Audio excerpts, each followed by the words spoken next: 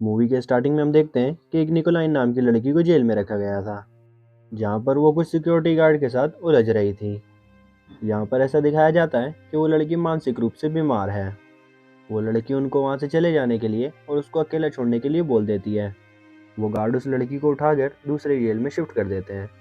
उन्होंने उसे ज़मीन पर रख दिया। उनको वहाँ से जाने के बाद उस लड़की को उठने के लिए कहते हैं। यहाँ पे हमें पता चलता है कि कुछ भी सीरियस नहीं था। ये सिर्फ एक ट्रायल था, किसी मानसिक रोगी को किस तरह से हैंडल करना है। इसकी ट्रेनिंग गार्ड्स को मिल रही थी। इसके बाद निकोलिन अपने जैकेट से लाइटर निकालती है और कहती है आपने इसे चेक नहीं किया था। निकोलाइन यहाँ पर साइकेट्रिस्ट थी। नेक्स्ट डे हम देखते हैं निकोलिन नहाकर बाहर आती है, अपना नाश्ता करती है और टीवी को बंद करती है। वो तैयार होकर अपने काम पर गई। वहाँ पर वो अपनी कॉलिग से मिलती है और इसे कहती है मैंने अपने पेशेंट से किसी और को कंट्रोल करना है। निकोलिन यहाँ पर कंफ्यूज हो गई और कहती है मुझे आगे जाकर क्या करना है। जब वो कॉलिग से ये बात पूछती है, कॉलेज के पीछे एक माउंटेन का पेंटिंग लगा हुआ था। वो उसे देख कर कहती है मुझे ट्रैवल करना है। तभी वहाँ पर एक अलार्म बज जाता है और सब बाहर निकल कर इंतज़ार करने लगते हैं। इसके बाद सबको अंदर भेज दिया जाता है। एक फॉल्स अलार्म था। नेक्स्ट सीन में निकोलिन अपने पेशेंट से मिलने के लिए जाती है। एक पेशेंट का नाम एथेरिस था और वो उनसे पहली बार मिल रहा था। उनको जिस थेरेपिस्ट से ये पेशेंट मिला था उनका नाम मिस्टर बूगस था। एथेरिस निकोलिन से पूछता है आप कैसी हो। निकोलिन कहती है मैं अपने आप से पूछ कर बताऊंगी। यहाँ पर उनको पता चलता है एथेरिस को लीव मिलने वाली थी। निकोलिन ने उससे पूछा तुम इतने सालों से यहाँ पर क्यों हो। इसका जवाब देने में एथेरिस हिचकिचाता है। कहता है कि मैंने बहुत सारी लड़कियों से ज़बरदस्ती की थी। निकोलिन ने कहा यह तो तुम्हारी फाइल में लिखा हुआ है, अगर तुम्हारे दोस्त ने तुमसे पूछा तो तुम क्या जवाब दोगे। एथेरिस कहता है इसका आंसर मैं तुम्हें बाद में बताऊंगा। हम देखते हैं निकोलिन नहा रही थी और उसकी मॉम उसके लिए टॉवल लेकर आती है और उसके बाद निकोलिन अपनी मदर के गोद में सर रखकर सो जाती है। निकोलिन कहती है आज बहुत लेट हो चुका है, तो मदर उसी के घर पर रुकने का डिसाइड करती है। वो सुबह उठकर उसके लिए नाश्ता भी पकाने वाली थी। नेक्स्ट डे निकोलिन अपने काम पर गई। वो लिफ्ट में एथेरिस को जॉन के साथ देखती है। निकोलिन अपने ऑफिस पहुंच गई थी और वो खिड़की से नीचे देख रही थी। वहाँ पर एक आदमी सीपीआर देने वाले इटालियन कुत्ते पर रिसर्च करने के लिए कहता है। यहाँ पर निकोलिन का सारा ध्यान नीचे चल रही फाइट पर था। वहाँ पर एक आदमी दूसरे आदमी को बहुत पीट रहा था और एथेरिस उसे दूर खड़ा होकर देख रहा था और उन लोगों को गार्ड काबू कर लेते हैं।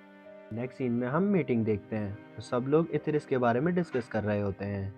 वो कहते हैं पिछले 5 सालों से एथेरिस बहुत कोऑपरेटिव रहा है, उसने कुछ भी गलत नहीं किया, हमें उसे छोड़ देना चाहिए। निकोलिन कहती है वो हमारे सामने अच्छा बन कर रहा है, उसे छोड़ देना हमारे लिए गलती हो सकती है। सब लोग फिर और भी एथेरिस के केस पर डिस्कस करने का डिसीजन करते हैं। नेक्स्ट सीन में हम देखते हैं जहाँ निकोलिन बैठी हुई थी वहाँ पे एथेरिस और उसके फ्रेंड्स खेल रहे होते हैं।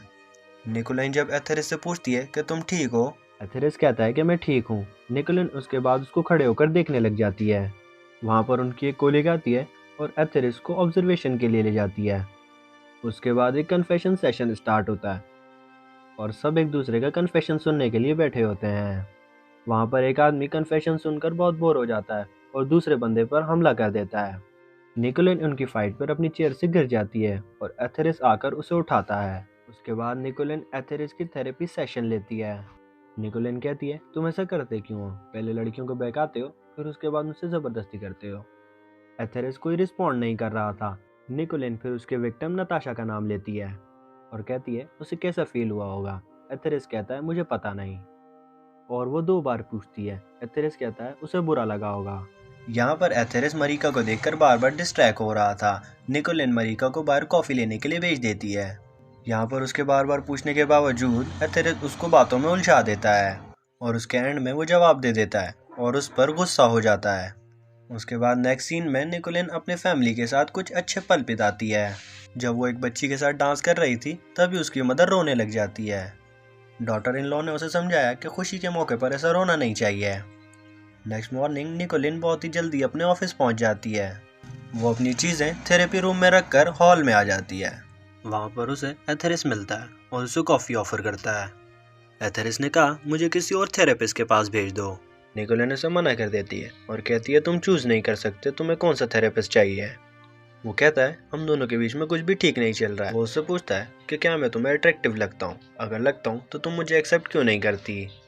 और वो उससे आगे पूछता है कि क्या तुम्हें बच्चे चाहिए। निकोलिन इस पर गुस्सा हो जाती है और कहती है, क्या तुम्हें लगता है हर एक औरत का एक ही काम होता है, बच्चे पैदा करना। उसके बाद वो उससे गुस्से में थेरेपिस्ट मांगता है। निकोलिन भी उसे मना कर देती है। इसके बाद हम देखते हैं वहाँ पे रहने वाले पेशेंट्स एक बास्केटबॉल मैच खेल रहे होते हैं। वहाँ जॉन निकोलाई से पूछता है, क्या वो अगले सैटरडे मैच देखने आएगी। निकोलाई पूछती है कि क्या तुम मैच खेल रहे हो। वो जवाब देता है कि मैं सिर्फ उस मैच का कोच हूँ। निकोलाई पूछती है कि तुम किन के अगेंस्ट खेल रहे हो। जॉन कहता है कि हम खुद के अगेंस्ट खेल रहे हैं। जॉन उसे आने के लिए कहता है। नेक्स्ट सीन में हम लोग देखते हैं कि वो तीनों एक क्लब में आए हुए होते हैं। वो बहुत ज़्यादा ड्रंक हो जाते हैं, तो निकोलन और जॉन एक खाली जगह पर जाते हैं और वहाँ पर इंटीमेट हो जाते हैं। इसके बाद नेक्स्ट सीन में निकोलाइन एथेरिस का सेशन ले रही थी। वो एथेरिस से कहती है कि सब तुम्हें यहाँ से लीव देने की सोच रहे हैं, लेकिन मैं इससे एग्री नहीं हूँ। थोड़े दिनों के लिए यहीं पर ऑब्जर्वेशन के लिए रखना चाहती हूँ। एथेरिस कहता है कि क्या मुझे अब अपनी लीव के लिए तुम्हें कन्विंस करना पड़ेगा, इसलिए मैंने किसी और थेरेपिस्ट की मांग करी थी। इसके बारे में मरिका को कुछ भी पता नहीं था। और निकोलाइन कहती है, तुम्हें कोई भी थेरेपिस्ट नहीं मिलने वाला। उसके बाद मीटिंग में निकोलिन ने सबसे कहा। मैंने जब उसे धमकी दी कि वो यहाँ बहुत दिनों तक रह सकता है, तो उसने अजीब बर्ताव किया। ये सुनकर सारे डिसएग्री करते हैं और कहते हैं तुम्हें ऐसा नहीं करना चाहिए था। सब कहते हैं कि ऐसा नहीं है, वो बहुत कोऑपरेटिव है और सुलझा हुआ है। वो सबसे ज़्यादा कॉन्फिडेंट और मोटिवेटेड आदमी है। इससे ज़्यादा डॉक्टर को अपने पेशेंट से क्या चाहिए। निकोलाइन उनकी बात नहीं मान रही थी, इसलिए सारे लोग उठ के वहाँ से चले जाते हैं। वो इन सबको कभी और डिस्कस करने वाले थे। इन सब के जाने के बाद वहाँ पर जॉन आता है। उसके पास बैठकर उसको समझाने लगता है। उसे कहता है तुम्हें एथिस को और जानना चाहिए। और फिर जॉन उसे डिनर पर इनवाइट करता है, लेकिन निकोलिन कहती है मैं नहीं आ सकती, तो जॉन वहाँ से गुस्से से चला जाता है। इसके बाद वो अपनी फैमिली के साथ खाना खा रही थी। वो बहुत थकी हुई थी।